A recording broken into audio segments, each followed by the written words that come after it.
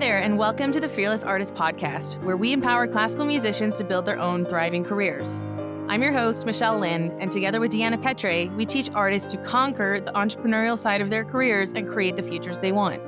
We are two freelance classical musicians who have lived and worked in Europe for a decade, and together we started the Fearless Artist Mastermind, a coaching company created to teach classical musicians how to overcome fear and take action on building their dream careers. In each episode, we will explore the intersection of artistry and entrepreneurship, teaching you the fearless mindset with practical steps and strategies to build a sustainable career. Get ready to build your own artistic brand, find a supportive community of musicians so that you don't have to figure out everything alone, and earn a living that you deserve. We believe that you can be a thriving artist and not a starving one, and we are redefining what it means to be a classical musician in the modern era.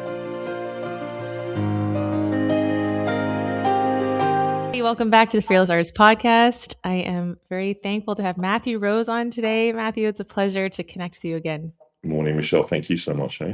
Yeah, good morning. That's true. We had to have this episode a little earlier because you're off to London today.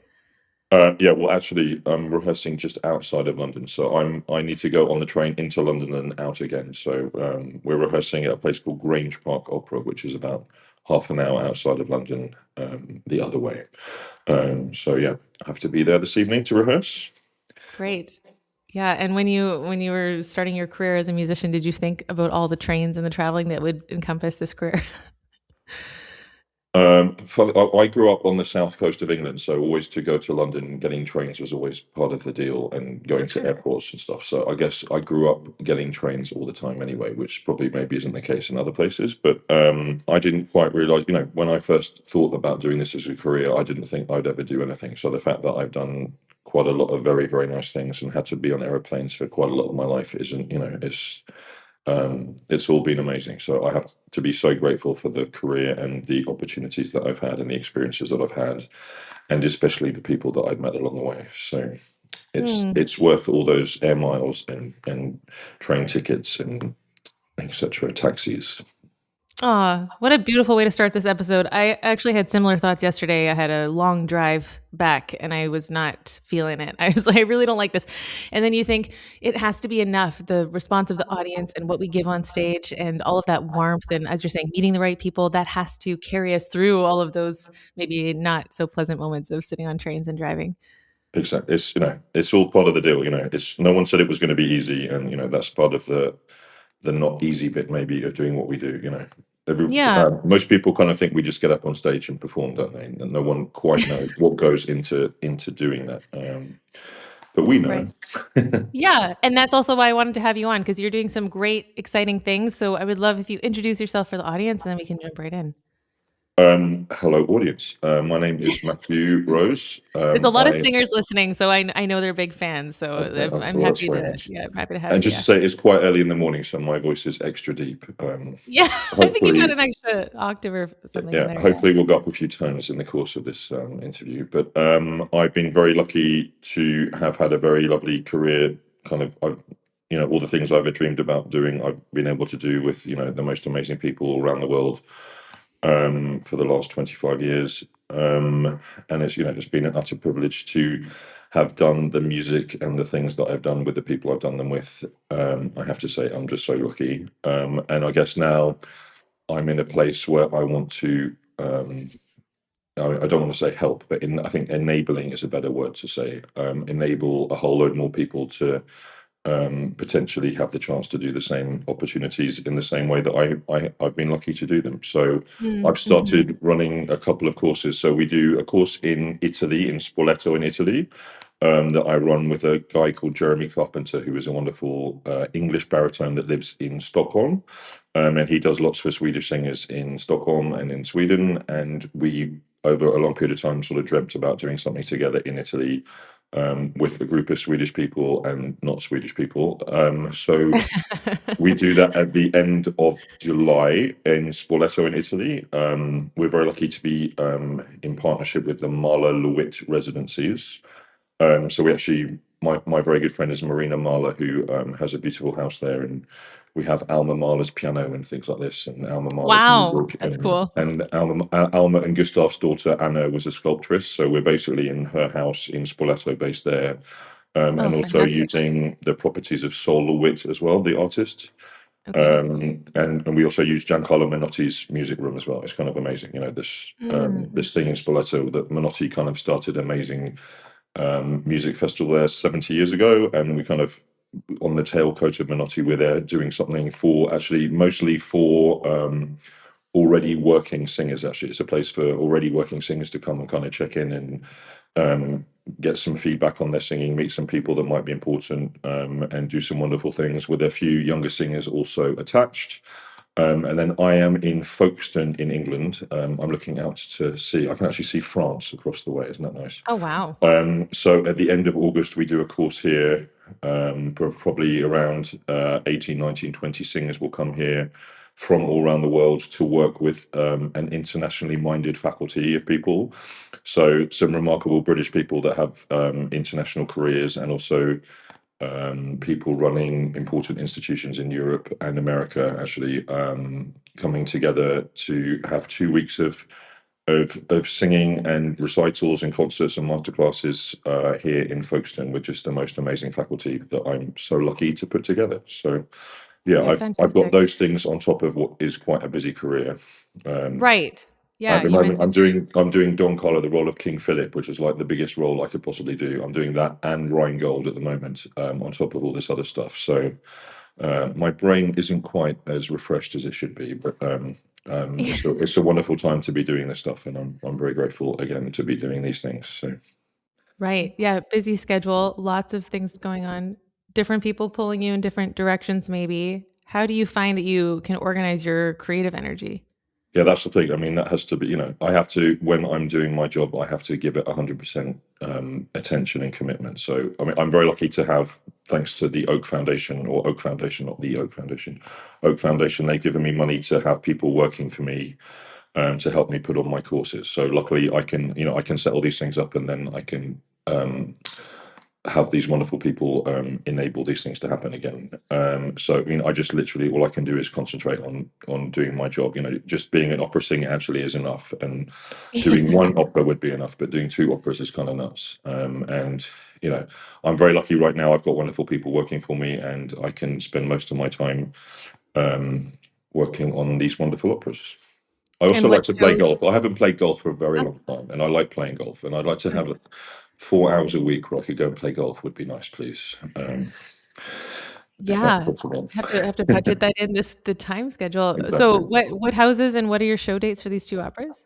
So this is actually a wonderful festival that exists just outside of London called Grange Park Opera. Okay.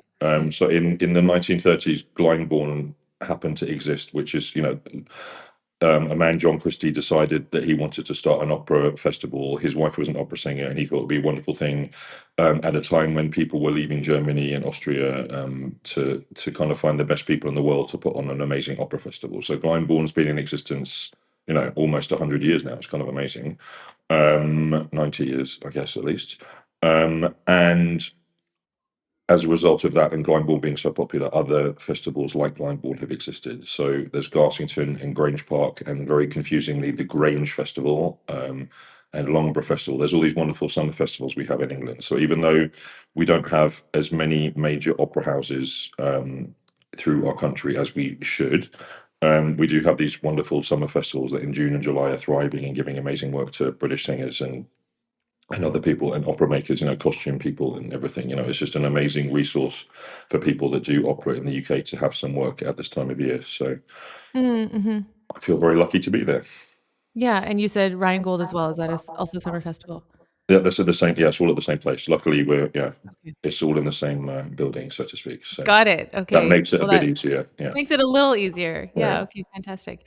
So, going back to these summer programs that you're putting on for other singers, tell me more about what inspired you to start this, and knowing that you have so limited time and energy, why is this important to you? Yeah, I mean, the time energy thing. I mean, I kind of about 10 years ago, I sang Rosencavalier at the Royal Opera House in London with like the most amazing cast and people, and I kind of that was my dream, to sing that opera, and in that opera house was my kind of life goal. And then having done that, I was like, okay, so what do I do now? Um, Mm. it's nice to sort of collect operas and do this as a job, but that was kind of where I was aiming for in life, and I got there quite soon, I guess. So I kind of thought the singing would kind of slow down a bit, and I'd have more time to do other things. I was very much helped as a young singer. I had to sort of learn everything. The guy Michael Eliason found me in Italy and brought me over to Curtis in 1997. And he said to me, I heard three notes in your voice that I thought, I can do something with. So basically, I had to learn everything. Um, I had to learn a vocal technique. I had to learn how to act. I had to learn how to do languages in singing. I had to learn how to be a great person that does music really well. All these things are things I had to attain at music college, and I was incredibly lucky to be at Curtis to have the most amazing support system and also a place to enact these things. I think I was in 23 operas or something in the 5 years I was at Curtis. It's just Oh, amazing. wow. And then also Yeah. working professionally with the opera company in Philadelphia and other things. So I had an amazing training, and I kind of had to attain all this information and all these skills from amazing people. And there's a film called The History Boys. I don't know if you've ever seen that, which is by Alan Bennett, and it's a very important thing for me. And the whole idea is that we have to pass it on. There's this wonderful teacher, and his whole thing is we have to pass it on, boys. We have to pass it on. And I've been so lucky to meet so many wonderful people and to have this kind of pot of information in my head of all these different things and different strands of ideas that have kind of formed something in me that I think is how people could do this as a job, the singing job. So obviously being able to do a summer course or two is an amazing place for me to bring people that I know in the industry from all around the world, the most wonderful people who are also important people and can give opportunities to young singers together in one place to be able to work as a team with the same kind of commitment and dedication and skill set to really help the singers in every aspect of what they have to do for a certain period of time. So, doing these courses for me makes complete sense that I'm in a place knowing the people that I know and knowing the range of skills that have to be attained by these people to put something together like this is such a privilege for me, because I'm in a privileged position where I know all these people to be able to come and do this. So the fun Yeah, bit it's very always is getting my phone out and just starting texting people, can you come, and sort of working through and seeing who's available and who wants to be part of this. And we have just the most amazing team coming here to Folkestone and also into Spoleto as well. So I'm right. I can thrilled. I'm imagine. thrilled. Yeah, many people are thrilled to get the text to come to Italy, right? Yeah. That's a nice one. Yeah. Folkestone's nice too. Yes. Can the people see the video? There's a video as well. Is there? We can show them the seaside. Look, there's the sea, everybody. Oh, yeah. Yeah, we can. Yes, it And looks you beautiful. can see France across there. There's France. Is that So it's not Calais? terrible here either. Yeah. Yeah, for Calais and Boulogne. Yeah, the boats go from Dover to Calais. So yeah. Yeah. Any summer program is always so enriching. Tell me more about, you're saying, this all encompassing education that you want to give the singers over these weeks. Yeah, What so is? so especially, without being rude, I hear a lot of people singing, and I feel that they could all be singing in more efficient, beautiful, wonderful ways. I had an amazing teacher, Marlena Malice, in New York, who was just incredible. And she was a very big part of my life. And the last 5-6 years of her life, I was very close with her and spent an awful lot of time with her. And I was at her summer course in Chautauqua a few times. Also continued to have lessons with her, but also sitting on her teaching for the last long time. This lady was amazing, and she taught all day, every day in either in her beautiful apartment in Manhattan or at Juilliard or Manhattan School of Music or Curtis. And she was, the day she died, she was teaching that morning. It was, Oh, it was wow. a complete passion, and her ability to make people sing very beautifully, very efficiently, in a way that they're going to fill a space very beautifully and easily was such a gift for all of us who studied with her. And now, kind of part of my reason for doing these things is to pass on her, I think, quite simple ways of enabling the body to make beautiful sounds. So I'm very much inspired by Marlena and also Michael Eliason, who ran Curtis for 30 odd years, I guess, 35 years. He was at Curtis running the voice department, and both Marlena and Michael are such huge inspirations to me, as in to know what is necessary for someone to get up and be the most wonderful performer they can be, and being a singer, you have to have wonderful vocal technique. So I've got the course here in England. I've brought a whole load of singers that I know are very good at passing on singing information along to teach. So in Folkestone, we have Jennifer Larmore and Sarah Connolly, Kate Royal, David Butt-Phillip, Julia Orent, and myself working with the singers every day on their singing stuff, so technique or whatever.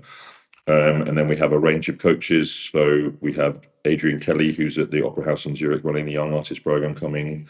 Vlad Ivtinka from Stuttgart, Jonathan Papp, who runs the Schulte Academy, Benedict Jourdois, who's at Juilliard in the Met, is the French coach and an amazing pianist. Caroline Dowdall, the list goes on. Just amazing people coming to work with them on their musical stuff.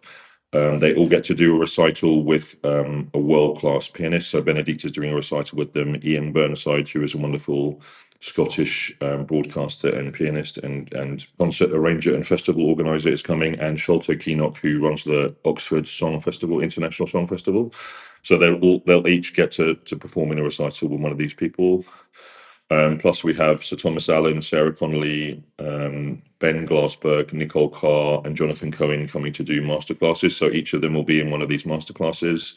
And then, because that's not enough, the last 5 days, 6 days, 7 days, we'll be working on opera scenes with Louisa Muller, who's one of the great opera directors in the world. She's directing at the Met and everywhere, and she'll come and work with our singers on opera scenes of different kinds. And Paul Daniel, who was music director at English National Opera, will conduct these opera scenes. So it's pretty full on. I think we have a faculty of 35 or something coming in. It's enormous. In a 13-day period. It's kind of nuts.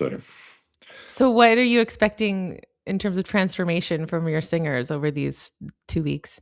So just so you know, folks, you got 2 more days to apply. But I've already got a whole load of singers who have applied, and I've got such an amazing level of singers that are coming. So for them, obviously, they're already at the top of their game. So just improving in the top 0.5% of what they're doing. Just being enlightened to do things maybe in a slightly different way, in a slightly more interesting way. They're all pretty good singers. So technique wise, maybe just helping with little bits that can help here and there, and interpretation here and there, and language stuff here and there. We're all learning. I saw a video with Pavarotti the other day, and Pavarotti saw Beniamino Gigli. When Pavarotti was 12 years old, he met the famous tenor Gigli, and he stood outside his room while he warmed up for half an hour. And 12-year-old Pavarotti said to Mr. Gigli, "When did you stop studying?" And he said, "About a minute ago." So, it's something we're always learning. I'm always learning from my colleagues on stage, from conductors, from coaches, whatever. I'm always learning. So, it's not something we ever stop doing. So just to bring a group of individuals together to work collectively on a similarly focused, passionate level to do this work as well as they can be is kind of what it's what we had last year. The 2 courses we did last year, it was just remarkable to see everyone sort of just blossom, take on information, and together collectively just sort of blossom and grow and thrive in these situations. So yeah, that's the best we can possibly do, is to give the best people teaching and helping and collaborating for our singers, for them to know what the possibilities are. We can't deal with mediocrity and with just okay things. We have to have the best people out there doing the best work, or else what's the point in doing this? We need the best people, even if they know nothing about opera and singing and music, they can understand when something amazing is happening, and they can understand when something less amazing is happening. So we need to have the truly amazing, wonderful, passionate singing out there to keep people coming to the opera and to bring new people in, so that there can be a future for this amazing music to exist. Yes, absolutely. Hey everyone, real quick, before we continue with the episode, I just wanted to take a minute and let you know about our community, Fast Forward. Fast Forward is the place for classical musicians to gather, have great conversations, and set clear goals so that you know that you are making progress. Because what is probably happening in your life is that you are way too busy, your schedule's packed, you're running from admin to gig to rehearsal to concert, and you don't actually stop and take time and check, am I building the career that I want to have, or am I just running to the next thing? I know this is exactly why Deanna and I created the community in the first place, because we wanted to have a place to stop and check, where's my time going? Where's my energy going? And am I happy with that? And in these calls, what we do is group coaching conversations, and then we do breakout rooms where people can go deeper, connect with each other, and be really inspired so that you know that you are making progress and pursuing things that matter to you because you're building a fearless career. If you want to come to a free call, you are absolutely welcome. You just need to DM us Fast Forward, and we will get you all the details to join your first call absolutely free. It also includes every single workshop that we have at The Fearless Artist, including our recent workshop, Next Level Negotiation, the pitching workshop that we've done, and anything that we do within Fast Forward is included in the membership. So don't miss out. Join us today. Send us a DM, Fast Forward, to The Fearless Artist Mastermind on Instagram. And now back to the episode. Enjoy. And in these programs, are you also putting on performances at the end of the weeks that you're studying? Yeah. So the one in Italy we do. So Ian Burnside's going to curate a song concert in Spoleto. We're only in Spoleto. We're there for 11 days or something, so it's a bit less pressurized. So we'll do, and then we'll do a concert with Ian curating and some of our wonderful pianists playing with our singers, and then at the end we're going to do opera scenes again there with Daniel Cohen, who's a wonderful conductor in Darmstadt. He's the music director there, a great friend of mine, amazing conductor, an amazing person to work with singers. And Justin Way, who's a friend for a very long time, used to be at the Royal Opera House as a director, and he's now in Madrid on the staff at the Teatro Real, and he'll be working on opera scenes with Daniel, with our singers that will perform in a beautiful theatre in Spoleto. So is this also with orchestra or? No, that's just with piano. Okay. We haven't quite got to the level of being able to afford an orchestra yet, but and then in Folkestone there'll be 3 recitals, 5 masterclasses, and an opera scenes concert in the 13 days we're there. So this is absolutely lots, which is also, it's great amazing. for audience as well. We have to also educate audiences and make them, the more people know, the more they can appreciate and the more they can love, I think. So if we can have all these events for them in Folkestone that they can come and listen to and learn and appreciate proper wonderful singing more and more, then I think we're doing a service to the community and to opera in general, actually. Yeah, absolutely. If we can touch a bit on the entrepreneurial organizational side of this, have you been mostly hands-off and you're kind of the curator visionary, or are you also worried about the marketing and the promoting of these events? Also, I'm worried about these things, but I can't physically do all these things. I mean, last year I sort of we did the course in Spoleto happened. We had really good help, and that happened very nicely. And then the one in Folkestone happened, and I didn't quite get the help I needed, and I was kind of doing everything. And 2:00 in the morning, I was waking up and writing out programs and doing schedules and moving chairs and all this stuff. And I'm generally someone, when I have people that are doing things with me, I kind of give 1,000% of myself to these people. So and I was cooking dinners every night and blah blah blah. I kind of don't know where to stop with all this stuff. So luckily, the Oak Foundation have come in and have given us some money to. I've got a staff of 5 basically helping me and making these things happen. So I mean, I'm a bit of a control freak in that I know how I want things to be done. So it's kind of it's tricky. You're sort of making these people come on board and believe in the way I'm doing things, and making sure things are done. I'm very particular in how I want things to be done, and if I've booked everyone and I've got everyone arranged and organized and when they're doing stuff, and it's just sort of making sure that happens is the next bit. But I'm kind of aware of what's going on and how it's going on. So. Yeah. And what is a challenge that you maybe didn't expect, having a team of 5 working for you? You're communicating your vision. You're very particular because you have such excellence. I think you're talking a lot today about the spirit of excellence that you want to bring to the singers, to the audiences. You've had incredible training. You want to pass that on, all of these wonderful things. So what's something unexpected that you weren't maybe prepared to navigate?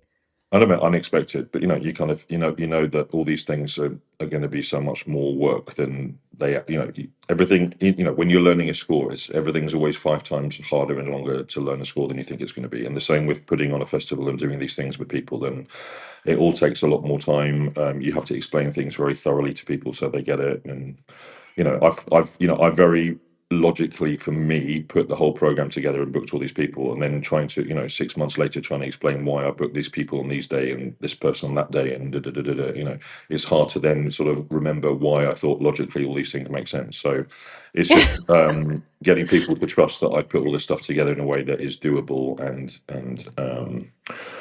and possible. Yeah. I had a reason for making these choices 6 months ago. Let me review. Oh, so I know, and you very carefully work these things out at the time. This person would be really good at this, so they can come on this day to work with these people, and things like this. It's very carefully planned out, but it doesn't mean that I can articulate everything. And some people sort of really need to know all this information, but it's cool. It's all good. I've got amazing people working with me, and we're actually starting a charity as well, the Luxon Rose Foundation. So there was a wonderful singer, Benjamin Luxon, who was really one of the great singers who ever lived. And I was very lucky at 18, 19 years old to have done lots of work with him. And his wife, Sheila, was my singing teacher. And she took me to Italy, where I met Michael Eliza, who brought me to Curtis and stuff. And Ben died a couple of years ago. And we did a wonderful event at the Wigmore Hall to remember him.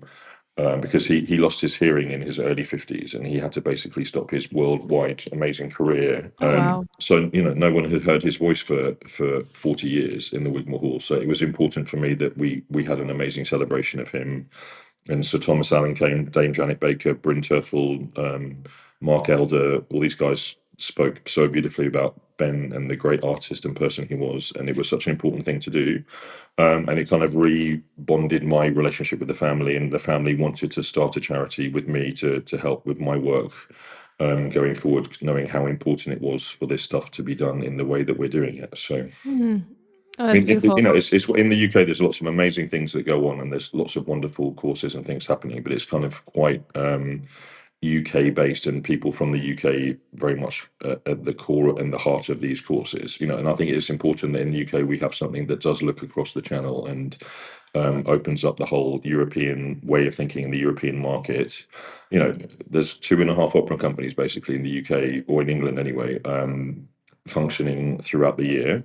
And there's very, very little work for people to sort of sustain themselves in the career. So the idea of going to Germany, Bavaria, there's 48 full-time opera houses. The idea of going to Germany and being part of an ensemble in an opera house is actually the most viable way of starting and continuing a career. So the fact that they need to know that there are other options than just staying in the UK to be singers, because there's so little work here, it's untrue.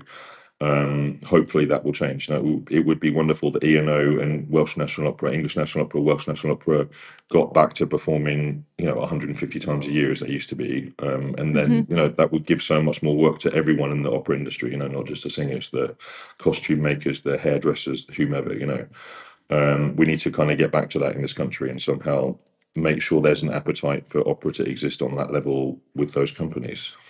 Right. If you had to organize the reasons you think why it went from 150 a year to so much less, how do you see it?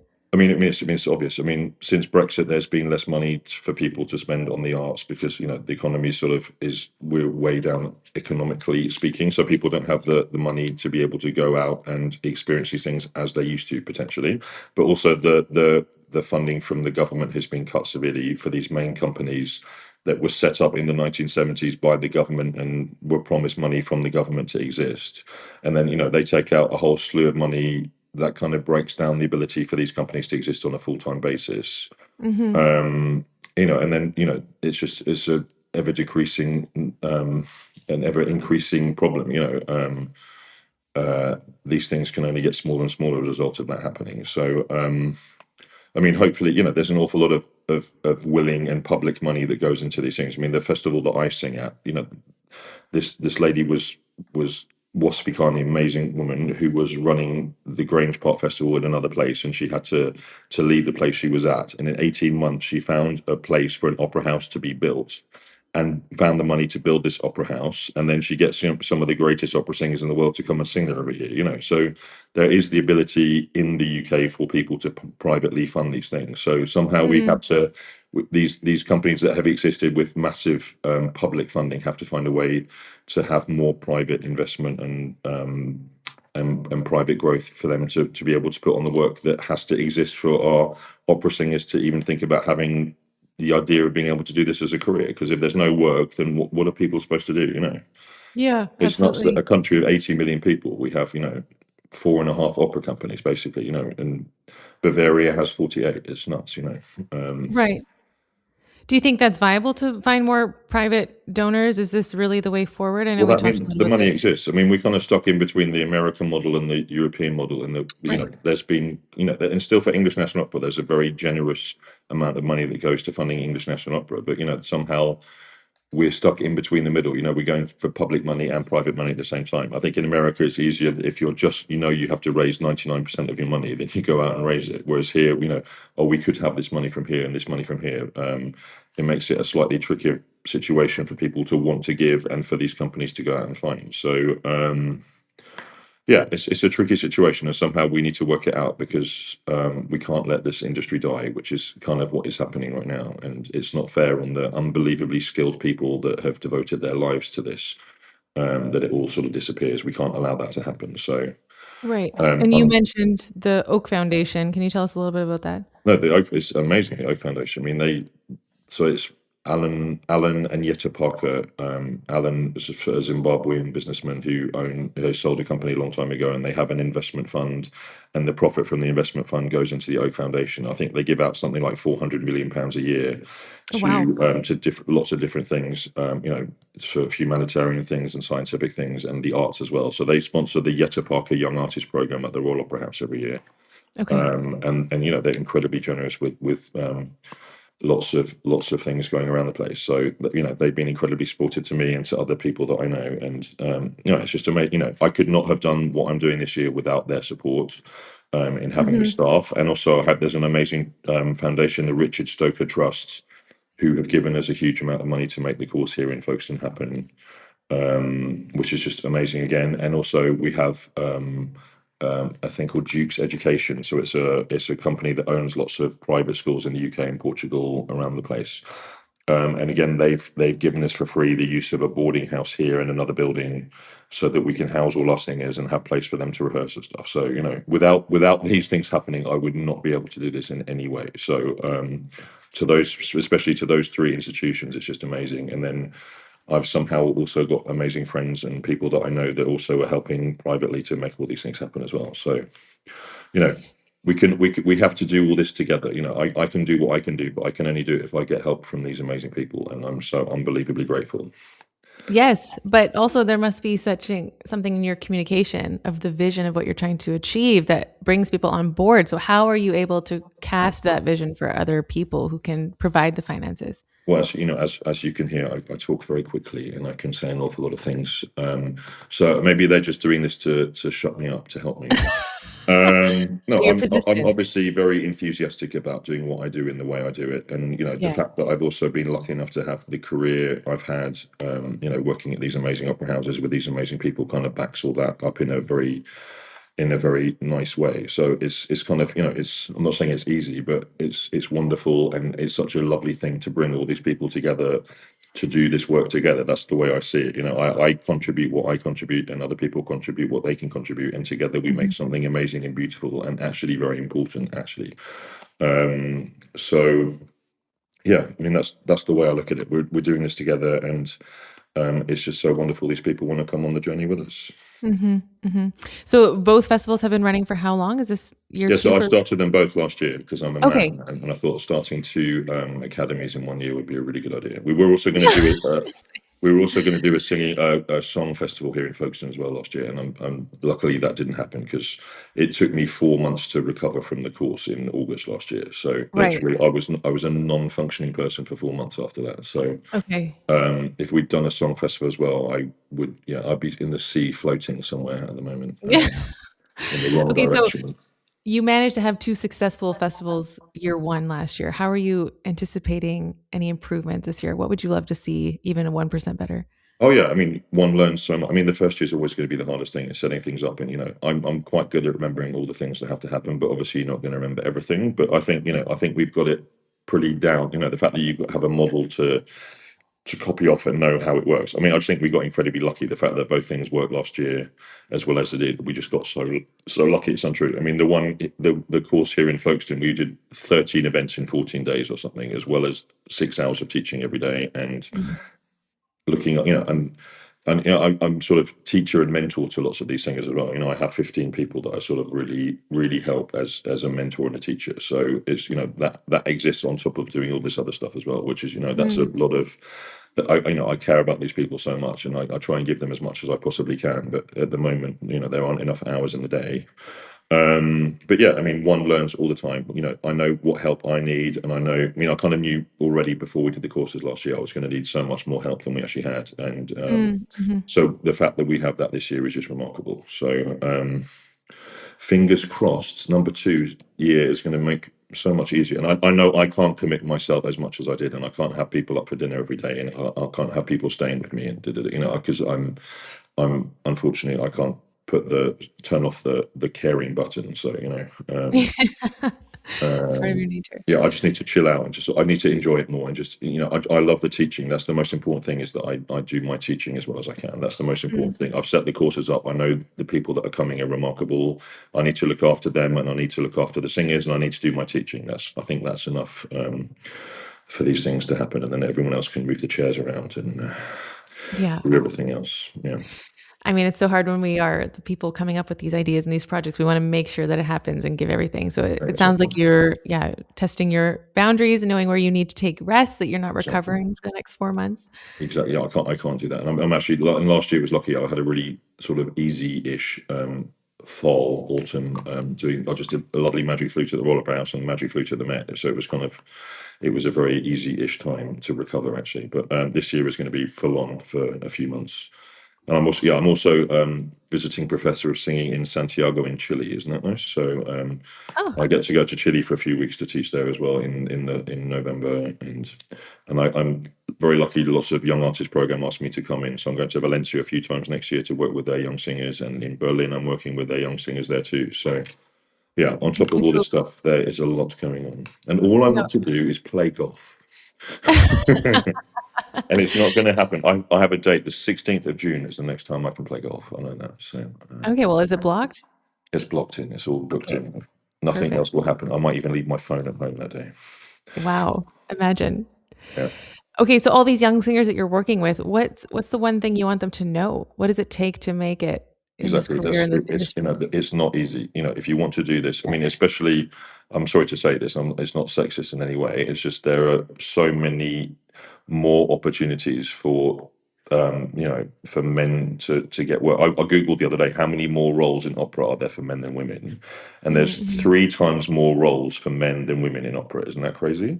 Yeah. And also there's about 100 times more women than men wanting to do this as a job. So for the guys, it's actually it's a much more viable career path, and it's really much more of a possibility that if you have some talent and dedication, that you're going to succeed. Whereas if you're a soprano, I mean, God help you. I mean, I'm saying this in a bad way. I think they're all aware of this.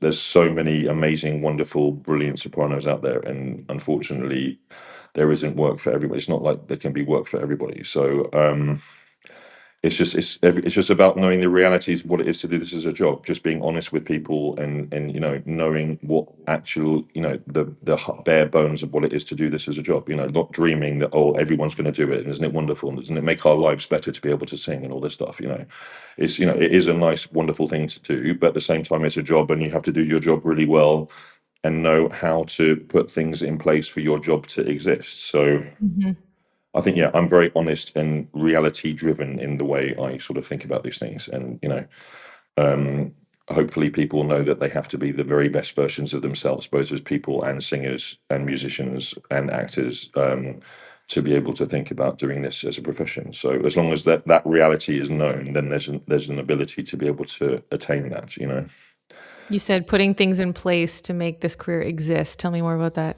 And just being clever and knowing who are the people that I should sing for, who are the people I should know, who are the people that need to hear me to be able to start the process of having a career. You have to get on the ladder, and then you have to stay on the ladder. So I mean, you have to be a clever businessman in that regard, knowing who to sing for, where to sing, to start this journey. You have to be clever. See how other people have done this journey and try and fit into this profession in the best possible way. So Mm-hmm. it's about having, it's actually about having amazing self-awareness at sort of a time where you probably aren't quite as aware as you should be, but or can be. But having an amazing self-awareness of knowing what is possible and where it is possible. Yeah. So what are most singers, young singers, missing? Because they come in and they think technique and they think repertoire and they think maybe they might even know about to network and to be around good Yeah. people. No, but also it's worrying. But there's absolutely stages of vocal works that you should do. You should start at place A to get to place F in 5 years' time, and then to carry on the journey. It's knowing what repertoire you should be singing. Just because you can sing and you could sing something doesn't mean you should be singing something. Mhm. So it's about being very careful, working out the progression of operatic, especially repertoire, that you begin and you continue with. And you go to music colleges and they all think at 21, 22 they need to be singing this big stuff because we sang Mozart in year 1 and 2, so obviously we need to progress from there. But actually, most people, I would say 95% of people, are going to start their careers singing Mozart and Handel, and Mhm. then they'll work their way, into heavier reps slowly, and that's how they should. Should very slowly move into slightly heavier rep, and know that in 25 years you're going to sing Wagner, not be 22 years old and decide you want to sing Wagner already. Okay, there's going to be some people that can do that, but I'd say the majority of people should find the easiest and the most efficient way into the business rather than over fucking themselves. We have, fucking, we know what that means. So you have Yes. vocal fucks and FAC. yeah, Yes. just to explain to anyone that thinks I'm swearing. But it's just being about careful and clever, and just because you can sing something doesn't mean that's what you should be singing, at the age of 25, 30, whatever. I feel I was quite clever in that I sang roles that absolutely, I was lucky that I was offered these things, but I was singing things that were absolutely appropriate to my development, just to learn how to be a singer. It's going to take you 5, 10 years on stage just to learn how to do this properly as a job. So, singing repertoire that is easy and learning how to do it rather than already going out and singing stuff that's going to tax you from day one is it's a tricky thing. And I see so many of my colleagues who should be having very healthy, wonderful singing careers into their 50s, and they can't sing anymore because Mm. they've completely overdone the repertoire way too early that they potentially should have done. It's all about should rather than could. Right. And this is Um, also the importance of having good mentors around you, which is why exactly. programs such as yours are so crucial for development. Yeah, absolutely. I mean, yeah, that's the thing. And and it's different. Music colleges are training people. I mean, the ones I see here in the UK, they're training people to leave music college. That's basically all they're worrying about, is that people sing very nicely and can pass their exams, um, and I think that's the end of it. Whereas at Curtis, from day one, age 19, I was being trained to have a career as an opera singer. And being Mhm. taught what it meant to actually learn a role and stand up on stage and be as good as the people around me. That's what this job is about, and I don't think there's enough focus on that in our musical institutions, I'm afraid. It's about Mhm. doing things very nicely, but then in the way British training is done, you don't get up and actually do a whole opera together with people until year 7 of your training, which is kind of a very bizarre thing for me. um Right. Because from um you, it was day one that you were doing this. Exactly. And that's Right. all I was doing. I don't have any degrees or anything, but I've stood up on stage and did 23 operas as a student. I can't imagine anything better than that. It's not an educational training; it's a vocational training. And yeah, it's not something you can learn how to do in a classroom. It's something you have to learn by being up on stage and doing it, and being surrounded by people doing it really well, and being inspired by them to be as good as them. Mhm.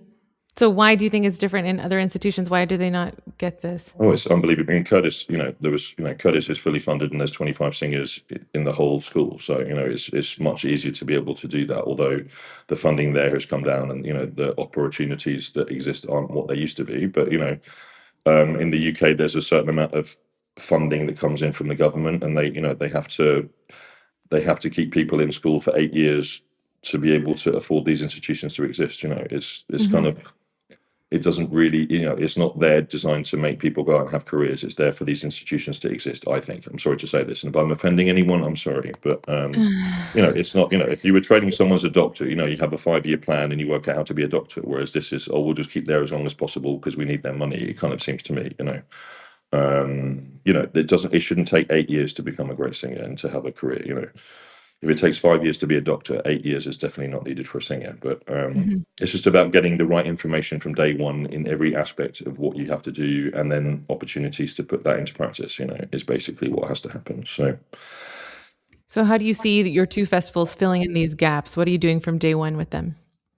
I'm treating them as though they're professional singers, and I'm treating them as though they're working in the business. And the expectation I have of them is they're working as professional singers. So I don't think of them as students or anything like that in any way. They're colleagues of mine, and I want them to be as good as they possibly can be. And they have to, it's up to them to want to step up to it, which I have to say most of them really are. It's just amazing to see how they really want to be as good as they possibly can be. I think you have to set the bar high and then let them come to that. Just not, and okay, you can't be hard on them, and if they don't attain it, you can't be critical, whatever. But the idea that they know what that level is and that they can get there is what I believe that everyone can get to such a level. So that's my intention, is that they all sort of float up to there, so to speak.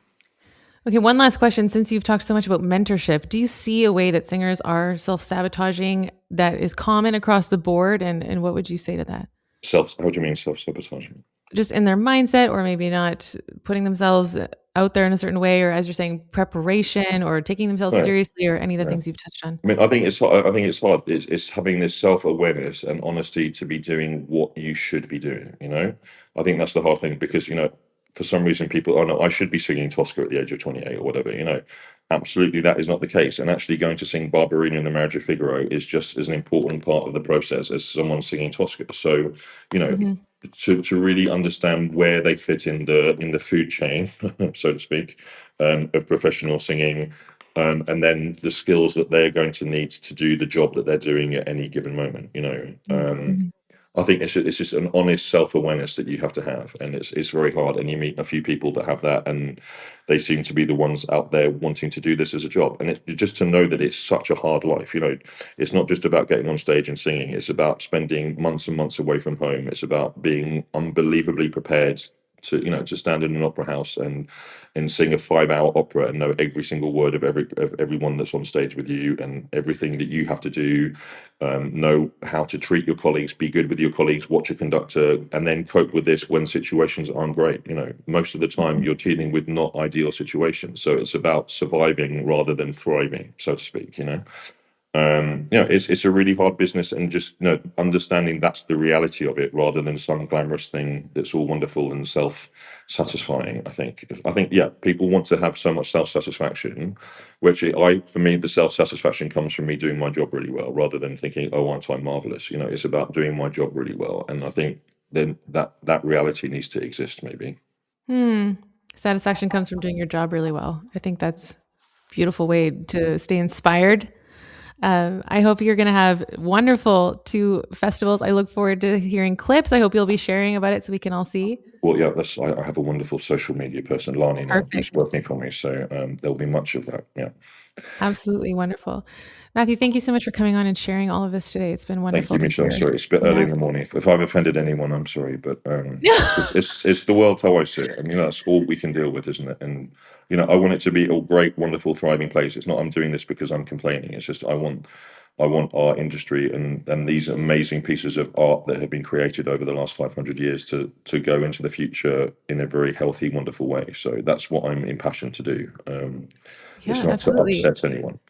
No, I don't think anyone could listen to this and not hear your passion and what you're pouring into the industry. So thank you for what you're giving back to the next generation. Thank you so much. Well, thank you. How thank can you for people listening. Follow you, find you, apply? So on Instagram is probably the best place. Is that what you use most, Instagram? I haven't Instagram quite and our worked website, out. yes. Yeah. TikTok is not something I know about, and Facebook is kind of something for us old people. Yeah. So on Instagram, there's the Spoleto Vocal Arts Workshop. We have our Instagram site, and then the Tosti International Singing Academy has its own page as well on Instagram. So perfect. Well, I look forward to seeing clips, especially to hear what you guys are doing. And thank you again for coming today. Well, Michelle, no, thank you, and thank you for all you're doing here. It's just amazing. Thank you. We need to all do this together. That's the thing. we need Absolutely. to come together and make a wonderful future. So thank you very much, Shane. My pleasure. Okay, everyone, thanks for listening, and we'll see you on the next episode. Be fearless. Thanks, Matthew.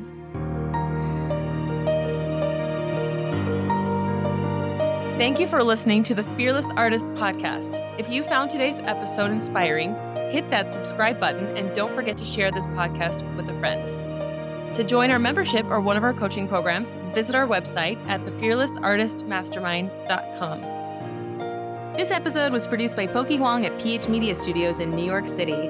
We're Deanna and Michelle, encouraging you to create your own opportunities and to go after what you want. You have what it takes to build the career of your dreams. Until next time, be fearless.